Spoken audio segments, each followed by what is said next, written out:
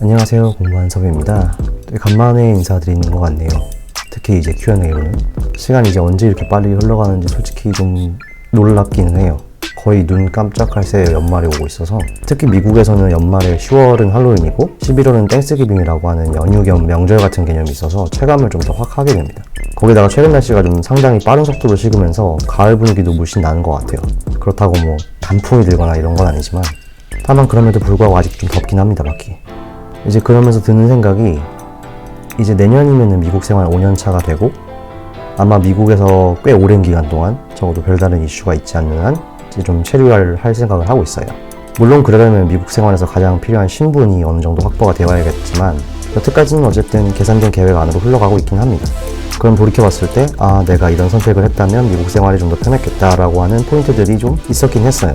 정확히는 좀 후회되는 지점들이 있었죠. 후회라기보다는 이런 선택을 했다면 좀 더 편했을 텐데 하는 느낌이 드는 지점들이 있었어요. 근데 뭐 어쩔 수 없죠. 몰랐으니까.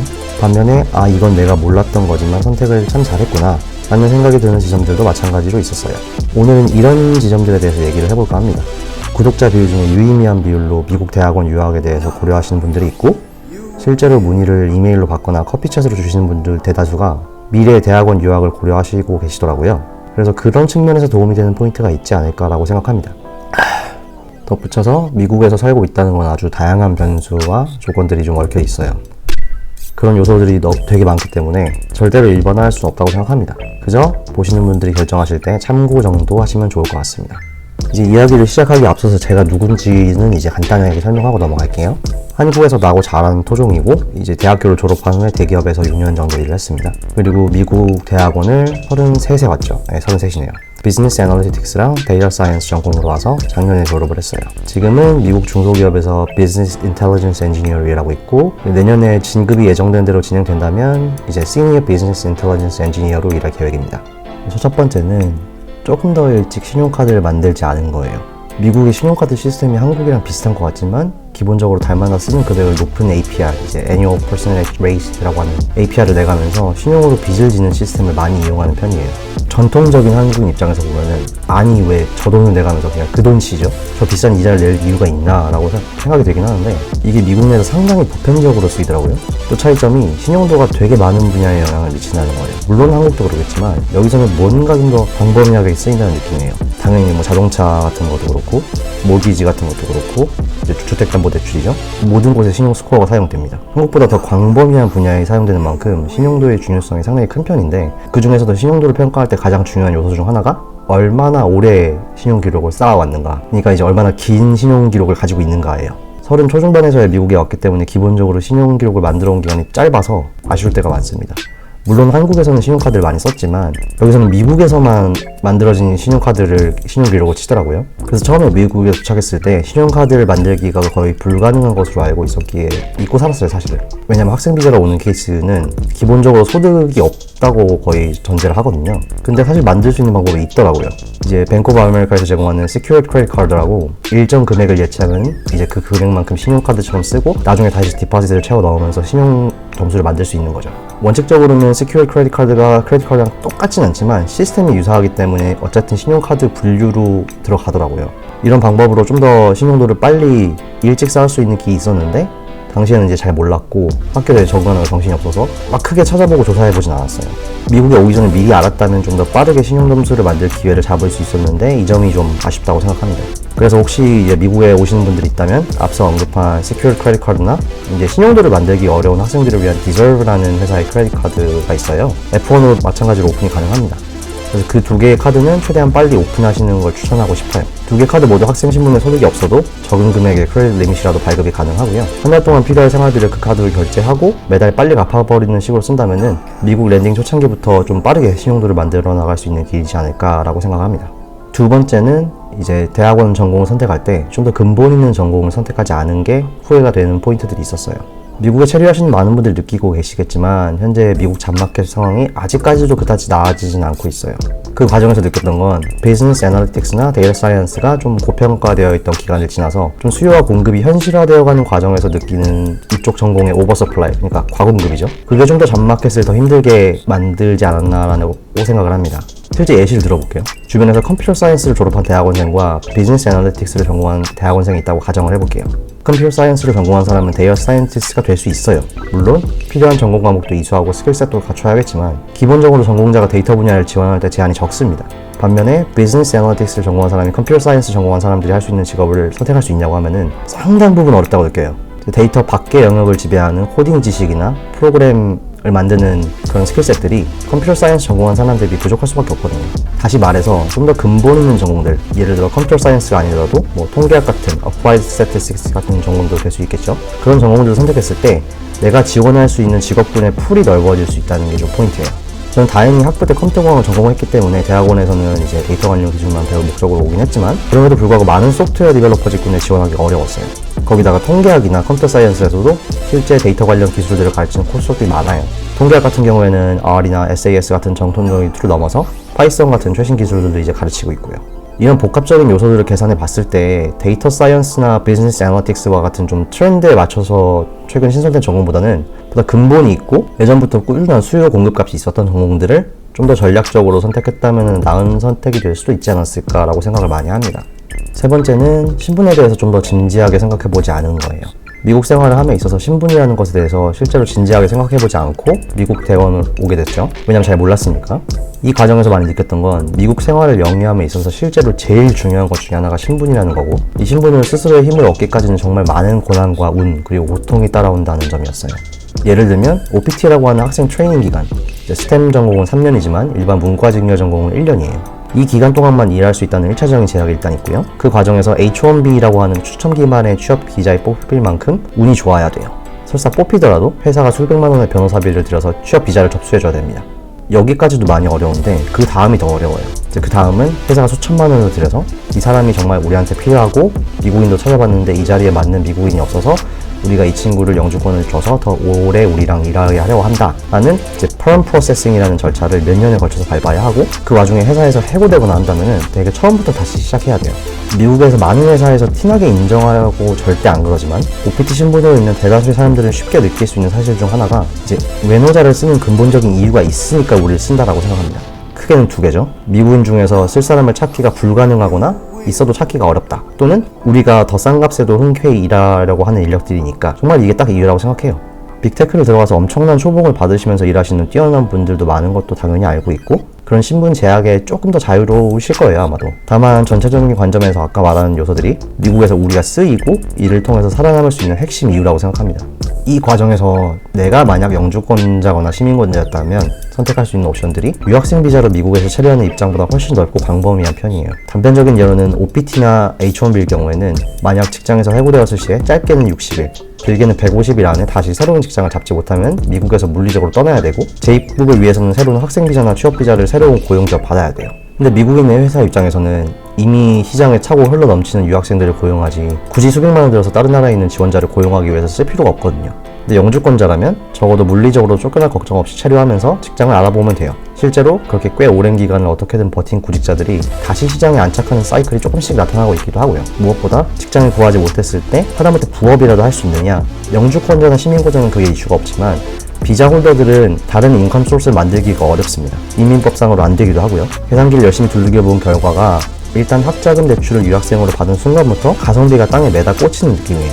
물론 착실히 갚아나가고 있긴 하지만 미국에서 정착까지 성공해야만 가성비가 나오는 선택지를 내가 골랐구나 라는 생각을 많이 하게 됐고 그게 미국에서 일단 어떻게든 눌러 앉아야겠다 라고 결심한 많은 이유 중에 하나이기도 합니다. 반면에 잘 모르거나 의도한 방향은 아니었지만 이 선택이 꽤 좋은 방향으로 작용했구나 라고 생각하는 포인트들도 마찬가지로 있었어요. 첫 번째로는 제가 지금 살고 있는 지역을 선택한 것. 처음에는 제 합격 학교 중에 가장 그나마 이름값이 좀 있는 펜스테이트, 펜실베니아 스테이트 유니버시티로 진학하려고 거의 마음을 먹은 상태에서 텍사스로 방향을 틀었다 보니 사실 반신반의하긴 했어요. 제가 이 지역을 선택한 이유는 정말 단 한 명도 빠짐없이 학부를 미국에서 지내고 글로벌 채용으로 저희 회사에 들어왔던 회사 동기들이 다 하나같이 텍사스를 추천했기 때문이에요. 지역의 경제 규모와 활성화 정도가 취업에 많은 영향을 줄 수 있다고 하길래 좀 그런가 싶었죠 처음에는. 왜냐면 이제 한국인들은 보통 학교를 고를 때 네임밸류를 많이 보잖아요. 저도 그래서 이제 학교를 선택하기도 했고 다만 말이 된다고는 생각했어요. 무엇보다 한국이랑 직항이 있다는 점, 한인타운이 좀 잘 갖춰져 있다는 점들도 마음에 들어서 텍사스에 오게 됐죠. 그 과정에서 느꼈던 건 정말 취업을 원하는 곳 근처로 학교를 간다는 게 메리트로 작용할 수 있구나라는 점이에요. 실제로 취업이 된 이후에 타주로 이동해야 되는 경우가 많은데 이 과정에서 회사에서 보통 릴로케이션 패키지를 기본적으로 제공하는 회사들이 많아요. 이것도 다 돈인데다가 최근에 풀타임 리모트에서 이제 하이브리드로 다시 전환되는 추세다 보니까 가급적이면 자기네들 오피스가 있는 지역에서 필요한 인원을 채용하는 트렌드가 많이 돌아왔다고 생각합니다. 절대적인 건 아니고요. 만약 인디애나나 미시건 같은 지역에 위치한 인원과 텍사스에 위치한 인원이 같은 포지션으로 면접을 본다고 가정했을 때 둘의 퍼포먼스나 평가가 같고 본사가 텍사스에 있는 회사라면 가급적 텍사스에 있는 인원을 뽑을 것 같다는 생각을 해요. 물론 절대 단정할 수는 없겠지만 비슷한 이유로 많은 중소규모 회사들이 캠퍼스 리크루팅도 그 동네 학교로 오고 거기서 인력도 바로 채용하는 거 보면은 어느 정도는 영향이 있지 않을까 생각합니다. 물론 어느 정도는요. 뭐 아이비리그 갈 돈도 없고 실력도 제가 부족해서 정신승리하는 걸 수도 있겠지만 그래도 정해진 옵션 내에서 좋은 선택을 했다고 생각합니다. 그리고 다양한 구직 수단을 활용한 것, 이것도 마찬가지로 좋은 방향으로 작용한 선택지였다고 생각해요. 뭐 네트워킹이든 커피챗이든 콜드콜이든 그런 것들이 있겠죠. 일단 저는 운이 기가 막히게 좋은 케이스에 가까워요. 인턴과 풀타임을 모두 다른 곳에서 레퍼럴을 받았고 그래서 학기가 끝나거나 졸업하기 전에 다 공식 오퍼레터를 받았고요. 그리고 큰 변수 없이 졸업 후에 입사해서 지금까지 일하고 있으니까요. 무엇보다 놀랐던 건 제가 졸업할 때 한 500명, 400명인가 그랬는데 그 중에서 졸업 전에 오퍼를, 풀타임 오퍼죠. 풀타임 오퍼를 받은 인원이 정말 몇십 명도 안 됐어요. 당시 시장이 그만큼 안 좋았기 때문에 제가 더 운이 좋다고 생각하는 케이스입니다. 레퍼럴은 둘 다 우연히 잡게 된 기회예요. 첫 번째는 이제 운 좋게 빈 버추얼 세션을 아침에 확인해서 급하게 잡고 들어갔고 거기서 만난 리크루터한테 너 이름 레퍼럴로 넣어도 되냐고 이렇게 물어본 뒤에 넣고 바로 그 리크루터가 매니저한테 토스한 케이스죠. 두 번째는 해당 팀 직원과 소셜 네트워킹 이벤트에서 만나서 자리 있는지 물어본 다음에 그 자리에 오랜 기간 기다렸다가 공고가 뜨자마자 지원을 했어요. 사실 그 전에 제 레주메를 봐주시기는 했는데 그때는 이제 하이어링 프리즈라고 해서 우리가 자리가 공식적으로 만들 수 있는 상황이 되면은 그때 이제 잡 포스팅을 올릴 거다. 그때까지 좀 기다려보자 라고 해서 계속 이제 모니터링을 한 거죠. 그 뒤에 이제 회사에서 검토한 끝에 예산 이슈가 좀 있다고 해서 처음엔 풀타임 인턴이었어요. 그 면접은 인턴으로 보게 된 거죠.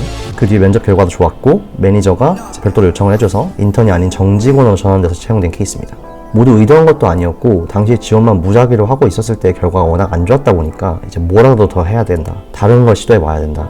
라는 그런 강박관념이 좀 있어서 이것저것 기웃거리고 물어보고 할 때였어요. 이제 비슷한 맥락으로 해커톤이나 학교에서 열리는 이벤트도 계속 참여하면서 얼굴 들이밀고 링크드인 커넥션 보내고 그랬었죠. 그 과정에서 배울 수 있었던 건 한국에서 생각하던 것처럼 정직하게 공채 지원해서 인적성 통과하고 면접 통과하고 이래서 뽑히는 느낌보다는 좀 다양한 루트로 길을 만들어 나갈 수 있는 가능성이 보인다는 거였어요. 예를 들어서 어떤 회사는 거의 대부분의 직원을 레퍼럴로만 뽑습니다. 저희 회사가 그런 케이스예요. 제가 아는 바로 저희 팀의 전 직원들은 전체가 다 레퍼럴을 받고 입사했습니다. 그 말인즉슨 공채로 정정당당하게 만약에 이제 정정당당하다는 개념을 세운다면 공채로 지원을 해서 면접 보고 뽑힌 케이스보다는 레퍼럴로 뽑힌 케이스밖에 없다는 얘기거든요. 그리고 생각보다 이런 회사들이 많았어요. 그리고 그게 이상하게 보이지도 않고요. 되게 흔한 방법 중에 하나입니다. 실제로 취업한 이후에도 링크드인 커넥션이 계속 오는데 그런 목적으로 뭐라 해야 되지? 솔직히 제가 그렇게 잘 썼다고 생각하진 않아요, 이 방법을. 저보다 더 적극적으로 커뮤니케이션 하시는 분들도 있고 그래서 더 좋은 직장을 가시는 분들도 있겠죠. 다만 제 경우에는 운도 좋았고 그런 다양한 구직 수단을 활용하지 않았다면 직장을 찾는데 좀 더 어려웠을 거기 때문에 그 점에서는 정말 사실 의도하지 않았지만 가장 베스트로 작용한 케이스라고 생각합니다. 마지막은 계속 이제 스스로를 어필하고 뭐라도 하겠다고 좀 윗선을 계속 쪼아댔던 것. 저는 여태까지 직장을 다닌 기간이 1년 반 정도 돼요. 저는 여태까지 한 1년 반 정도 이 직장을 다니게 되면서 2번의 무급휴직과 레이오프가 있었고 다행히 이제 그 파도를 무사히 넘길 수 있었어요. 다만 첫 번째 무급휴직, 그러니까 펄로프라고 하는 이제 무급휴직 이후에 엄청 걱정을 하면서 일하는 상황들이 많았고 무엇보다 그 이후에 퍼포먼스에 되게 집착을 했던 것 같아요. 그 과정에서 이제 매니저한테 좀 퀄리티에 더 신경을 써달라는 정중한 지적을 받았고 그때부터 매니저가 적극적으로 커뮤니케이션 하면서 이제 나 이것도 해보고 싶고 저것도 해보고 싶다 라는 어필을 여러 번 한 적이 있었어요. 사실 그렇게 좋은 사인은 아니었어요. 왜냐면은 일의 디테일이 떨어진다는 거는 그만큼 제가 제 1인분을 못한다는 얘기니까 그 과정에서 좀 더 제가 어필했던 부분은 있는 것 같아요. 당시에도 미안하다 고치겠다가 아니라 이런 부분 때문에 내가 이런 부분에서 좀 이슈가 있었던 것 같다. 이렇게 해서 이렇게 좀 리버트를 해보겠다 라는 얘기를 하면서 동시에 다만 이런 부분에서 나도 좀 관심이 있고 더 앞으로 나아가고 싶다, 좀 가이던스가 있냐, 아니면은 이 팀과 이 프로젝트를 진행해봐도 되냐, 얘기가 나왔는데 내가 이걸 할 줄 안다 라는 식으로 좀 더 디벨롭을 했었죠. 물론 그 과정들이 정말 뭔가 더 배우고 싶다라는 생각이 없었던 건 아니지만, 뭐라도 기대 이상으로 해내고 지금의 내 역할을 확장할 수 있다면 그만큼 회사 입장에서는 대체 불가능까지는 아니더라도 대체하기 껄끄러운 직원이 되지 않을까라는 그런 생각을 하면서 어필을 했던 거였어요. 개인적인 생각으로 회사 입장에서 대체 불가능한 사람은 있어서는 안 된다고 생각을 하거든요. 그건 시스템이 원활하게 돌아가지 않는다는 얘기니까. 다만 대체하기 껄끄러운 직원이 가장 나중에 잘리는 직원이 될 거라고 생각했어요. 그러던 와중에 같은 팀 시니어가 개인적인 사정으로 퇴직을 하게 됐고, 퇴직이 팀 내에 공표된 날에 바로 매니저한테 연락이 와서 이제 프로모션에 관심이 있냐는 문의를 받게 됐어요. 의사를 먼저 물어봤던 이유는 즉각적인 이제 인스턴트 프로모션이 아니라 일단 일은 시니어처럼 하되 나중에 진급하게 되는 구조여서 이제 누군가는 싫어할 수도 있는 선택지여서 그랬었지 않을까라고 추측하고 있습니다. 왜냐면 일은 늘어났는데 책임도 늘어나고 이제 페이는 안 올라가거든요. 현재는 100% 시니어처럼 일을 하고 있지는 않지만 좀 더 확장된 리스폰서빌리티로 일을 하고 있다 보니까 예전에 비해서 업무로드가 늘어나는 건 분명히 있어요. 그래도 그 과정에서 느낀 건 내가 뭔가 알아서 어필하고 좀 재롱 떨고 한다면은 좀 더 기회를 쉽게 잡을 수도 있겠다라는 생각이었어요. 아니면 좀 더 내가 안전해질 수 있겠다라는 생각이라든지. 물론 이게 지극히 개인적인 경험 기반이라 저도 이제 뭐가 맞다 틀리다 판단하기가 좀 어려워서 주변에 직장 생활하는 친구들한테 물어보기도 했거든요. 이제 모두 한국 회사의 미국 지사나 한인 업체가 아니라 평범한 미국 회사를 다니는 친구들이었고 생각을 공유한 결과 거의 다 비슷하게 느끼고 있더라고요. 그래서 이 앞서 언급했던 이제 3가지 후회되는 점과 3가지 이 선택은 좀 잘했다 라고 생각하는 것들이 사실은 한국에서 알기는 되게 어려워요. 왜냐면은 생활 환경이 다르고 문화가 다르고 무엇보다 예측한 대로 흘러가지 않는 케이스들이 미국에서 되게 많이 일어나거든요. 모든 걸 완벽하게 준비해도 계획과는 다르게 일이 틀어질 수 있어요. 그리고 모든 걸 되게 완벽하게 준비 안 했지만 생각대로 쉽게 흘러갈 수도 있고요. 미국에서 이제 직장을 잡고 생활하는 입장에서 그런 불안정성에 대한 걱정을 항상 하고 살다 보니까 이런 의미에서 미리 알았다면 좋았을 것들이 되게 많았고, 그걸 이제 Q&A 세션을 통해서 좀 정리를 해보고 싶었어요. 왜냐면 제가 이걸 다 정리를 쭉 해봤는데 진짜 한국에서는 알기 어려운 내용들이더라고요. 사실은. 어쨌든 이제 정리가 잘 됐을지 모르겠네요. 그래서 혹시라도 미국의 대학원으로 오시는 분들이 있다면, 그리고 정착까지 생각하신다면 이제 이런 내용을 먼저 알고 고민을 해보시면 좋을 것 같아서 간단히 Q&A 영상을 만들어 봤습니다. 사실 술이 줄게 갖고 아직 좀 상태가 메롱이긴 한데 죽겠다. 그래도 어느 정도 정리는 된 것 같네요. 영상 잘 봐주셔서 감사하고, 혹시라도 궁금하신 점 있으시면 댓글이나 이제 메일 주시면 답변 드릴 수 있도록 하겠습니다. 감사합니다.